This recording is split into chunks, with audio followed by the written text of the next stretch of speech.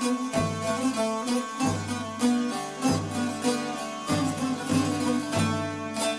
and welcome to the Majlis podcast, Radio Free Europe, Radio Liberty's current affairs talk show focusing on Central Asia. I'm Bruce Pannier, host of the Majlis and author of the weekly Central Asia in Focus newsletter. Central Asia is not directly involved in the Azerbaijan-Armenia conflict, Russia's full-scale war in Ukraine, or the latest fighting in the Middle East, but these events have an impact on Central Asia. Central Asian governments need to publicly state their policy on these events and often need to be very careful to balance any comments they make. And these official policies might not always be in line with how many of the people of their countries feel. So how are these foreign conflicts affecting Central Asia? To discuss all this, I am joined by Joseph Epstein, a legislative fellow at the Endowment for Middle East Truth, who focuses on post-Soviet space and Middle East, Mukhtar Senggirbay, managing editor at RFERL's Kazakh Service, known locally as Azattyq, and Salimjon Aioubov, director of RFERL's Tajik Service, known locally as Ozodi. Mukhtar, I'd like to start with you, and let's start with the Azerbaijani-Armenian conflict. You know, Armenia is a member of the Collective Security Treaty Organization. Kazakhstan is also a member of the Collective Security Treaty Organization. Armenia even sent troops to Kazakhstan in January 2022 during the violence there. But yet Kazakhstan's policy, the government's policy, seems to be very pro-Azerbaijani. Can you speak a little bit about that? Yeah, I wouldn't say that it was pro-Azerbaijani. I mean, from the government perspective, it was neutral, but the public opinion was, of course, inclined towards Azerbaijan because it's a Turkic nation, it's a Muslim nation, and Kazakh-speaking people considered this Nagorno-Karabakh problem as their own problem. Mostly, and this conflict and the overall situation around that, they consider it as this solution of the problem, mostly. But in terms of the government, our correspondents and the other journalists, we tried to ask this question when this question arose when if Kazakhstan is helping Armenia, as Armenia did in 2022 during the January events in Kazakhstan. And the government officials have been hesitant to discuss this issue because it said that if there will be a decision, we will make further steps. That was the very cautious statement from the government side. What about state media and independent media out there? I know you are also independent media, but how did they report on this? Independent media, we just covered the situation in general, providing a report from the field. But in general, I think for the state media, it was one of the conflicts going around the world, and they tried to cover it as neutrally as possible. There was no clear expression of any opinion on that. Okay, thanks. Salimjon, let me go to you because Tajikistan is also a member of the Collective Security Treaty Organization. How did the government to respond to both the conflict that happened a couple of years ago or last year and the one that just broke out again? Officially, Tajikistan is keeping a kind of neutral position. They are not making any statement that could be seen as showing their real position. But on the ground, so we are witnessing a lot of meetings between Tajik and Azeri officials, and especially if people remember, he was honorary guest in September 14 Central Asian Leaders Summit. And we have been receiving a lot of news that relationship between different entities of the Azeri and Tajik government is increasing. But on the lower level, I mean, on the public opinion, it's changing. Although at the beginning, a lot of people, a lot of journalists have been writing that Armenians are like Tajiks, suffered a lot during the history, and so if they are living in a Nagorno-Karabakh enclave, their rights should be observed. their language, their culture should be observed, and so on. But now, either a lot of them are keeping silence, or time to time we have seen kind of support for Azerbaijan, that Azerbaijan is recreating historical truths, and of course Nagorno-Karabakh is Azeri territory and it should be like this. So that, but at the same time, we are seeing that kind of empathy to Armenians who either left the region or are staying. So mixed reaction, I could say. But again, about the official reaction, officially or publicly, they are not saying anything that could give something for the analysis. Okay, thank you. Joseph, let me bring you into the conversation here. Now, we've been, Armenia and Azerbaijan are both members of the the Commonwealth of Independent States. Looking at it from the Central Asian perspective, this must be unsettling, right? To see that this conflict is still ongoing, although possibly it might be resolved for at least a little while, considering the results of the most recent fighting. But if you're in Central Asia and you're watching two members of the same political entity, Commonwealth of Independent States, going at this, how unsettling must that be for the governments in Central Asia to watch this and wonder what happens if it ends up in their region? I don't know if it is unsettling. I think from what we've seen from Central Asian governments is that they have been very good at sort of balancing their reactions to it. Of course, they are publicly pro-Azerbaijan. They also, reflect this sentiment by congratulating Azerbaijan on its latest seizure of the Karabakh region. At the same time, they have good relations with Armenia, and there isn't a large amount of anti-Armenian sentiment within the country. So I don't really think this conflict will be so likely as to end up causing problems for Central Asia. Do you think it's worrying that there's some kind of precedent being set here? Even Tajikistan and Kyrgyzstan have had two border conflicts. Are they worried about what happens when one side gets what it wants and the other side loses? When it comes to the Tajik question, to be honest, I am not an expert on Tajikistan. I think Salimjon would be better to answer that question. However, I can say that in the case of Azerbaijan and Armenia, they did have this enclave that was internationally recognized as part of Azerbaijan. I think when it comes to the Tajik-Kyrgyz border dispute, it's a lot less clear, I would say, in terms of the law. Although, Salimjon, please correct me if that's incorrect. Go ahead, Salimjon.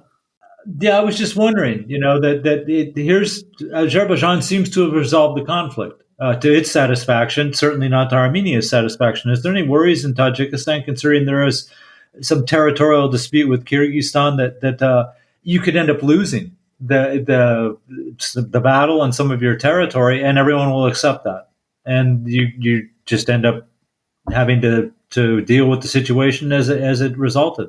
Yeah, in general, all those conflicts, not only, between Azerbaijan and Armenia, a war in the Nagorno-Karabakh and Russian aggression in Ukraine, all of them, of course, are making people in Tajikistan worry, very concerned, because especially the generation who went through the civil war in 1992-97, and those who particularly strongly perceived the border conflict between Kyrgyzstan and Tajikistan in April 2021 and September 2022, it's looking like the Turkish factor, the support of Turkey that people think that provided Azeri side to win in Karabakh, of course, and a lot of news about close relationship between Turkey and Kyrgyzstan, should undoubtedly made people worried that what will happen if the new round of the conflict happens. However, what is good that both governments of Kyrgyzstan and Tajikistan looking like coming closer and closer to the conclusion to solve this border issue, and that is giving some hopes that probably those two countries will somehow avoid a next round of the conflict. Okay, thanks. Let's move on to Russia's full-scale war in Ukraine and what that's doing to the society. And Mukhtar, I'll come back to you. I mean, this has been really unsettling for Kazakhstan, right? You know, it seems like public sympathy is with Ukraine, but the government's been very careful to keep them from protesting. Can you talk about how this has affected Russia's war in Ukraine has affected the social situation in Kazakhstan?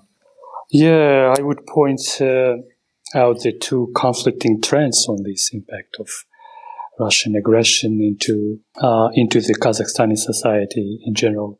And it says about the further polarization in the country. One trend is the national awakening, the sort of looking for the distinct national identity and culturally and linguistically, politically, and mentally distancing from Russia.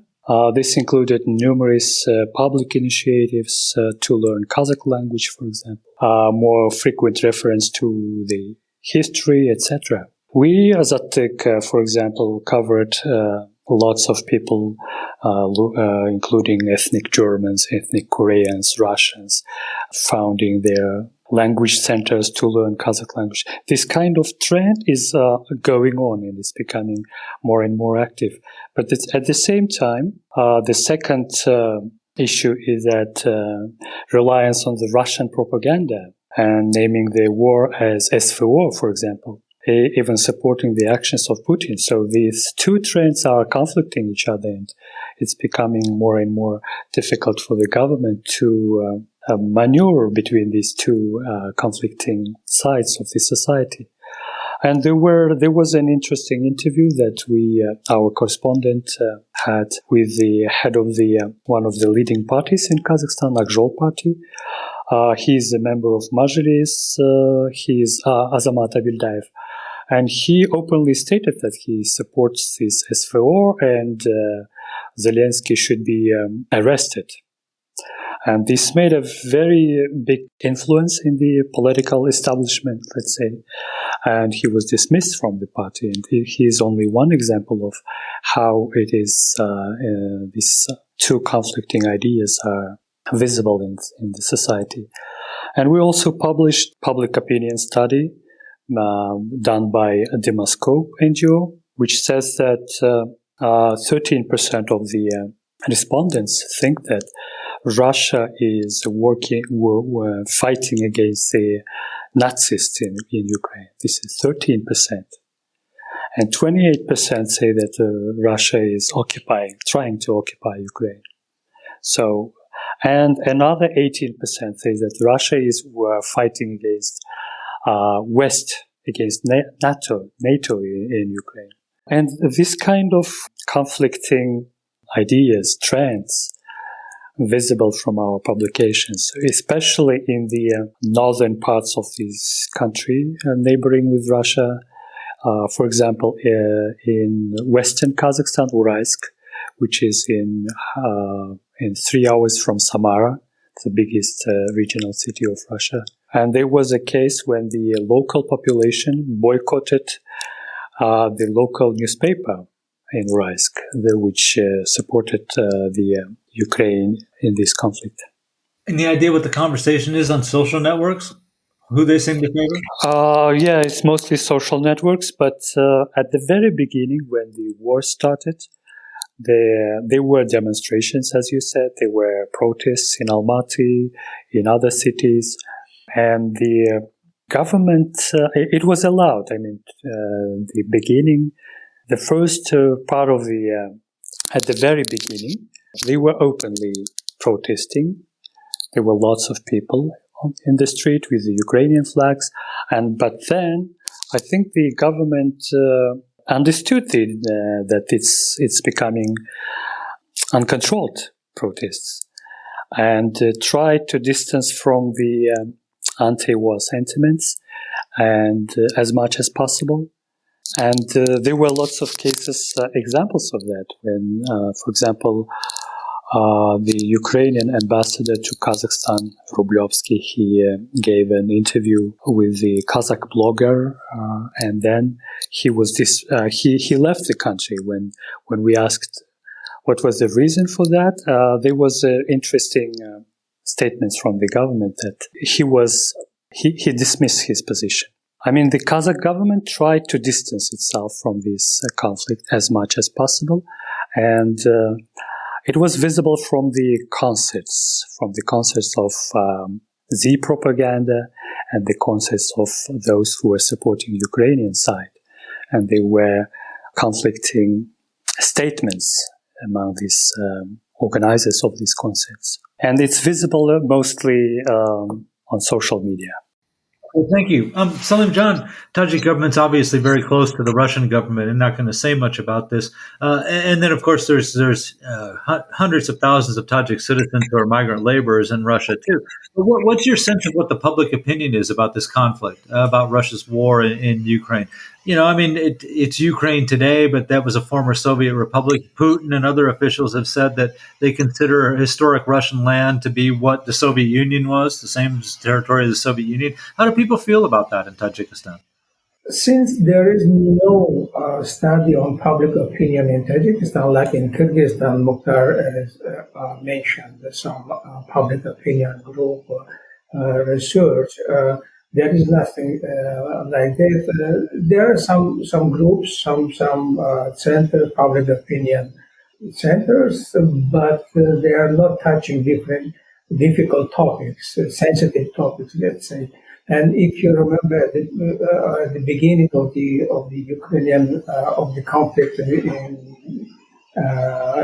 Ukraine, all the media outlets were visited by the National Security Service curators and was told that not to touch this topic.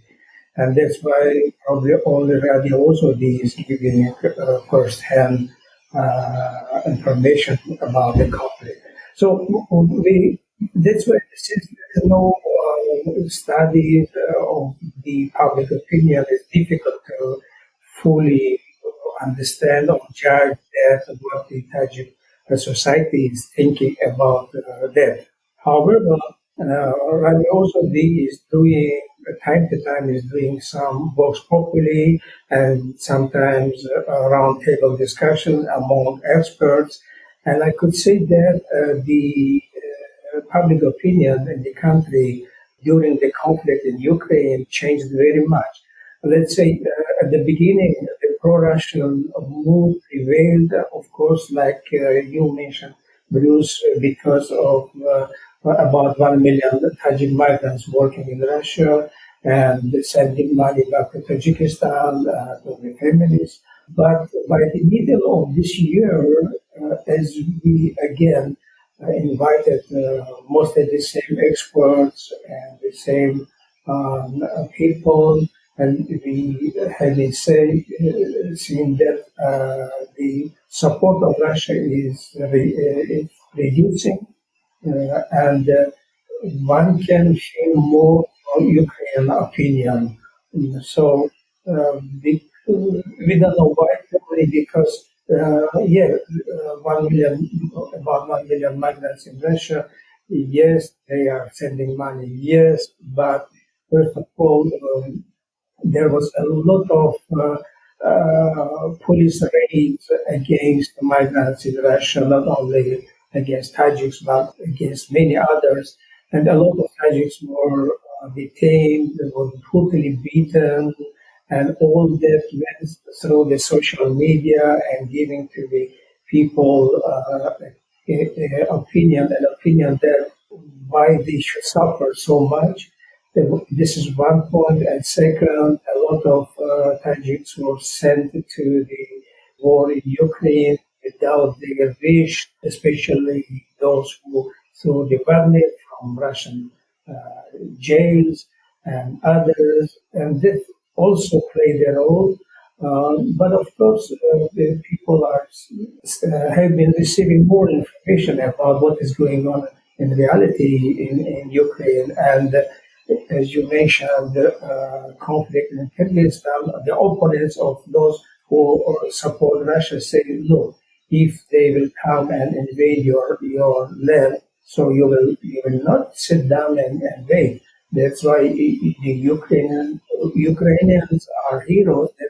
They are defending their own homes, houses, wives and kids, and so on. So now it's difficult. Again, if we have some really neutral and active public opinion study center, we can see that probably the pro-Ukrainian mood prevails. Okay, thank you. Joseph, let me get to you. Considering the situation now, the Central Asian governments are clearly in a bad place where they have to really be they're walking the tightrope here when they have to do this, but their public sees this too. I mean, at best, the Central Asian governments can say, we're neutral in this conflict, right? But they might not even feel that way. They might even privately kind of side with Ukraine. But how does that interact with the public's view on this? I mean, is there a risk for the Central Asian governments that by not showing that they're against this Russian aggression, that they are actually not in tune with what the public feels? When it comes to the public, I do think there's a split amongst the older and younger generations. I think the older generation, especially the one that lived in the Soviet Union, is more prone to be pro-Russia, and the younger generation is more prone to be pro-Ukraine. However, I don't think that this will be a deciding factor on whether or not they go out to the streets, and I don't think it will really threaten any of the leaders politically. I think, if anything, this conflict may even in some ways be good for Central Asia. And the reason that I say this is because Central Asia is in this precarious position of being between empires. They're between the Russians, the Chinese, the Iranians. And the fact of the matter is that due to the war in Ukraine, Russian capacity has severely been reduced. And so that means they're able to exert a lot less pressure on Central Asian countries. And because of this, we've actually seen some cases where Central Asia has opposed the Moscow line, albeit not very hardly, but they are able to stay neutral. They are able to, for example, get rid of that member of parliament who said that Zelensky should be arrested and things like that. So you don't think there'll be any price to pay for the Central Asian governments when this conflict is over, that they weren't willing to side with one side or the other? I don't think so. I think traditionally also this has been Central Asian policy to remain as neutral as possible. It's the multi-vectored approach that they speak about so often. And in the past, this hasn't been very dangerous to them. I think the place where it could be more dangerous actually is the conflict between Israel and Gaza, just because of the mobilizing and radicalizing effect of the Palestinian issue on Muslim populations. But I think when it comes to Russia and Ukraine, no matter how strong some may feel about it, it still is, it feels like a war between others, I think, for the most part. Okay, thank you. And that's a good transition for me to get into the second part of the program, which will be on Israel and Gaza. But I want to remind that we're talking about international conflicts. In this case, Azerbaijan and Armenia, Russia and Ukraine, and we're about to get into Israel and Gaza, and what effects they have on Central Asia. And joining me for this discussion are Mukhtar Senggirbay, the managing editor at RFERL's Kazakh Service, known locally as Azattyq; Salimjon Aioubov, director of RFERL's Tajik Service, known locally as Ozodi; and Joseph Epstein, a legislative fellow at the Endowment for Middle East Truth, who focuses on post-Soviet space and Middle East. So let's get into that. The conflict now that's raging in the Middle East between Israel and the Palestinians. Joseph, I'll start with you too. I mean, how unsettling is this for Central Asia? What does this change in Central Asian sentiment and the relationship between the public and the government? So, yeah, if you're a Central Asian leader, you should be very concerned. the Palestinian issue has a very large ability to mobilize and radicalize largely Muslim populations. We're seeing this a lot more in the Russian-speaking world as well. This latest events in Dagestan, for example, coverage of this issue on Russian language channels, especially in the Muslim world, the Muslim Russian-speaking world, has been pretty biased. I mean, they've covered a lot about bombings in Gaza and women and children dying there. However, there was almost no coverage of the October 7th massacre, which saw some of the most horrific scenes, such as the beheading of babies, the mass rape of women, the kidnapping of the elderly, the torture of children in front of their parents. But we've seen very little coverage of that in the post-Soviet space. We've seen a lot of coverage, however, of, for example, as I mentioned, women and children dying in Gaza, without much mention that Hamas actually uses them as human shields. The reason why this is a big issue is because there is a dormant extremism in Central Asia, especially in countries like Uzbekistan. I would say that that's the most at-risk country. And I believe that the leaders should be paying more attention to how this cause could rile up their populations, get them into the streets, and possibly lead to things like international conflict. We've already seen in Kazakhstan, for example, there was a doctor that said she wouldn't treat Jewish patients because of what's going on in Gaza. In Uzbekistan, this week, actually, there was an attack on two Jewish members of the Chabad organization. So I think in terms of I think Central Asian leaders should view this as a threat to their stability and be very careful with how they approach this cause. Okay, thanks. Salimjon, let me go to you with this to follow up on that. I mean, what position does this put the Tajik government in? I mean, on the one hand, it's very easy to make this a black and white issue and say, that most people in Tajikistan, almost everyone is a Muslim. There's fellow Muslims that are suffering. It's easy to have sympathy for them. And yet the government, as Joseph was explaining, one, you risk having Islam as a unifying factor again. You don't want to fan the flame, so to speak, of that. And not to mention that this was started by Hamas, which is recognized as a terrorist group. And this is exactly the kind of group that the Tajik government doesn't want to see any kind of group like that in Tajikistan. So what's the situation for the Tajik government with this? The Tajik government made only one statement. If you remember, then there was an explosion in the hospital. And based on the initial unchecked, unverified news that it was Israeli rocket, and they made a statement condemning the strike on the hospital, not naming Israel, but meaning that it was Israel who is responsible for this blast, and asked both sides to stop actions and to start negotiations. And that's it. It was the only statement that we heard from the Tajik officials.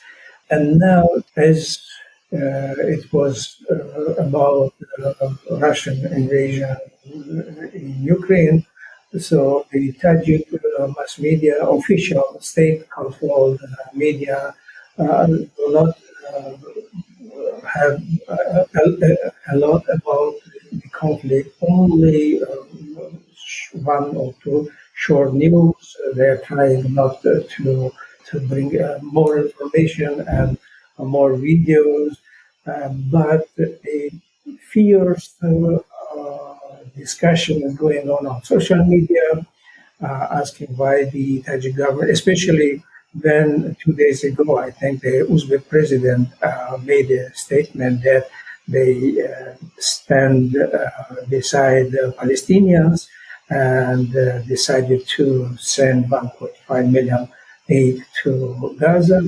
A lot of people on the social media started asking the Tajik government that why you are doing nothing, and accusing the government of being pro-Israel. Of course, Hamas is a very interesting and very proper, how to say, example for the Tajik government to compare it with the Islamic Renaissance Party and other groups and telling the audience that, look, those type of people are doing that. We witnessed the same propaganda rhetorics during ISIS case, but this time we are witnessing a complete silence about either Hamas or others. So I think the Tajik government perfectly understands as what Joseph put about how the topic is sensitive and could lead to some social unrest and so on. And that's why probably they are. But on the other hand, the government supporters and members of the government troll response factory are actively exploiting the topic. They are in completely different way. They are telling that, look, whatever conflicts are happening there in the Middle East because there is no normal leaders. And thanks God, we have a leader of the nation like Imam Ali Rahman, who providing peace and harmony in our society, and and anyone who opposes him is an enemy of the nation, enemy of the peace and tranquility and stability and prosperity and so on. So this way so they are using this way the conflict in there. However, just last week we had a debate show that why a group of young Tajiks are very, how to say, active on the social media, accusing Israel and supporting Palestinians, even using some fake photos and fake news. And but the same people are not active about Tajikistan's internal problems, and they are not touching a lot of problems that the country has. So one of the questions was like that: the same kind of if you think that Israel is going to crack down on Hamas or on civilians in Gaza, the same way was used by the Rahman's government against people in Gorno-Badakhshan. But when it happened, no one said nothing. But today, all of you are shouting and every day and so on. And the answer was that the Tajik youth and overall the Tajik population are not political. They're apolitical, and that's why they are not interested in what is going on in their own country. So, in sum, I can say one thing that do not support Joseph's idea that Rahman can be confident that nothing will happen in Tajikistan. Because, for example, if there was some protest and demonstration in Kyrgyzstan, actually supported by the Tajik segment of the social media, but nothing like that is possible in Tajikistan. Constitution is given right for the people to come to the street and to say what they think, but the reality is not. So it's there was no real demonstration in the country since let's say 1993, I think, the last one. There was two different gatherings and rallies against the United Nations, against OECD, and they supported the opposition. But they were masterminded by the government, and that's it. Okay, thank you. Mukhtar, how's the Middle East conflict playing out in Kazakhstan, both in terms of the government reaction and in terms of what the public sentiment? What does the public think about this? It's very similar to what Salimjon Aioubov said. People, the public opinion in general, mostly it's Islamic solidarity, sense of aggression by Israel into Muslim people. This kind of sentiment is there, and we see it everywhere on our publications on social media. There are lots of comments saying that you are inclining into Israel, although we are trying to be objective and giving the picture as it is. Yeah, it's there, and I agree with the previous speaker about the radicalization. We see lots of comments on radical statements on saying that Muslim people are suffering.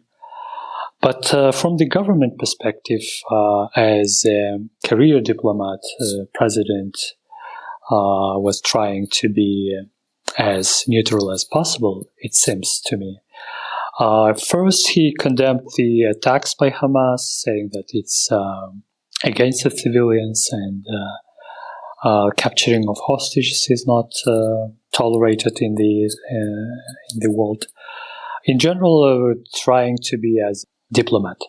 But at the same time, he also warned Israel to refrain from using the force disproportionately. And today he made a statement that the Kazakh government is providing humanitarian aid to Gaza people. So this kind of neutrality is visible in the actions of the government. But also we have to consider that Kazakhstan has a very strong relationship with Israel in terms of oil exports to Israel.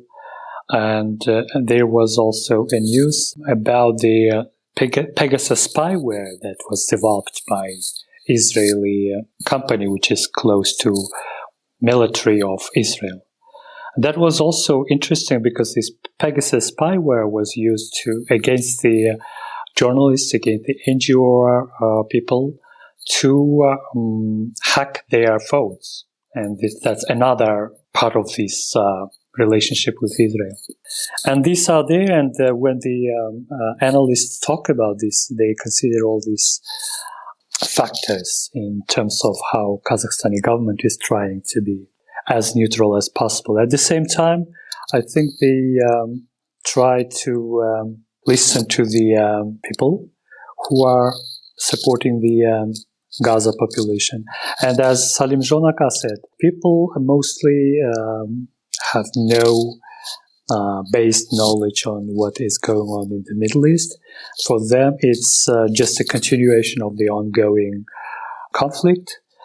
And at the same time, as also in Tajikistan, government is trying to use this rhetoric that in all these, among all these conflicting countries and regions, we are peaceful, we are prosperous, we are trying to have this peaceful atmosphere, peaceful peace in the society in general. Okay, thanks. Well, we are at the end of the show, but I'm going to give everyone a chance for last comments. And specifically, any comments you have on how you think, if you had to grade the governments on their performance and guiding the narrative of what's going on and trying to come up with a credible policy that everyone can get behind. How do you think that they're doing? I'll start with you, Mukhtar. In terms of Russian conflict, that will have more impact on the society. And it is becoming more and more clear that the society is polarizing. Government has to do a lot in terms of solving these conflicting narratives in the country, in the society in general. But the other conflicts, I think, with the Azerbaijani and Armenian and Gaza conflict, I think the governments will try to use them for their sake in terms of the solving this in a diplomatic way. For example, the Kazakh government is supporting the idea of reforming the Security Council of the United Nations in general. And this will be the chance for them to use these issues as an example for their rhetoric. Okay, thank you. Salimjon, how about Tajikistan? How's the government doing in controlling the narrative and trying to get something out of this? The narration is under control all the time in Tajikistan, no matter what is going on in the world. But as a last thing, I want to say that all those conflicts, Azerbaijani, Armenian, and in Ukraine, all what happened, as a journalist, we need to judge by actions, not by statements. Their statements could be there could be a lot of different statements, but what is real action there? Since the Azerbaijani war, the Tajik government is going closer and closer to Iran.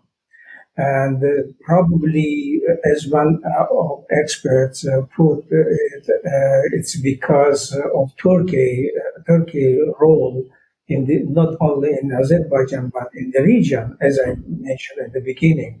We are seeing that how Turkish-speaking countries in the region are coming together. This time excluding Tajikistan, probably all of them, and also what is going on in the Middle East. They pushed the Tajik government, and of course, as Joseph mentioned, weak Russia. This is not the Russia that was, let's say, 5 years ago.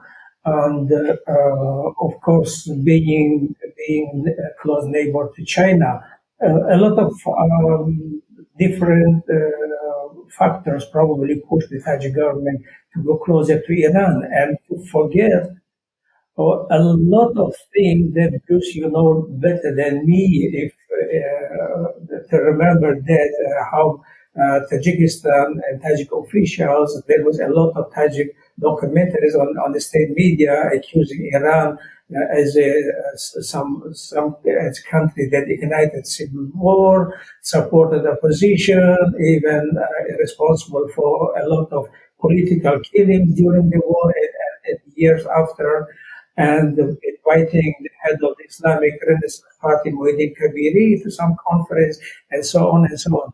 Now it's looking like everything in the past, everything is in history, and Tajikistan is receiving every day a new delegation of Iran, and Iran is receiving the Tajik delegation, and after tomorrow, the Tajik president, Iranian President Raisi will visit Tajikistan. And what is in the core of the agenda is security and military cooperation. Okay, thank you. And Joseph, you get the last word on this. Again, how do you think rating the Central Asian government's response to this? Do they show that they're in control of the situation and the narrative that they're giving to the people, or does it look like they're kind of running back and forth trying to just practice damage control? I think they're somewhat in control of the narrative. For example, they have all made somewhat neutral statements, I would say, with the exception of Uzbekistan, which has taken a harder pro-Palestinian stance. They have also done everything they can to prevent protests in the streets. At the same time, however, when it comes to the media narrative, as I mentioned earlier, it is very one-sided. And of course, when people at home are seeing images of women and children dying, fellow Muslims, and they don't understand why, then of course it has the potential to really galvanize the population. When you look at other countries around the region, they also have their influence on the foreign policy of Central Asian leaders. For example, China, Russia, Iran, and Turkey, all very important partners in the region, have been very pro-Palestinian, and Russia and Turkey have gone so far as to legitimize Hamas. Of course, Turkey has given Hamas safe haven for a very long time. It gives them Turkish passports. Erdogan said it's a liberation organization and not a terrorist group. Russia just accepted a delegation of Hamas, and later a Hamas representative actually said that Russia is their closest ally. So I think, for example, leaders like Mirziyoyev, who has been more pro-Palestinian, are trying to galvanize Russian and Turkish support by taking a more pro-Palestinian position. However, I do think that their greatest concern that Uzbekistan's greatest concern should be, for example, is not becoming another Afghanistan. So while I think they have tried to respond to the narrative and done a good job at responding to it, they haven't done a good job in controlling it. Okay. Well, thank you. Thank you, Salimjon, Joseph, and Mukhtar for being on the program. And a big thanks, as always, to Nathan Shoemaker, our Medjlis podcast producer in Washington, D.C. And a reminder, you can subscribe to the Medjlis podcast or the Central Asian Focus newsletter by visiting Radio Free Europe, Radio Liberty's website at rferl.org. Thank you very much. We'll be back next week. Bye-bye.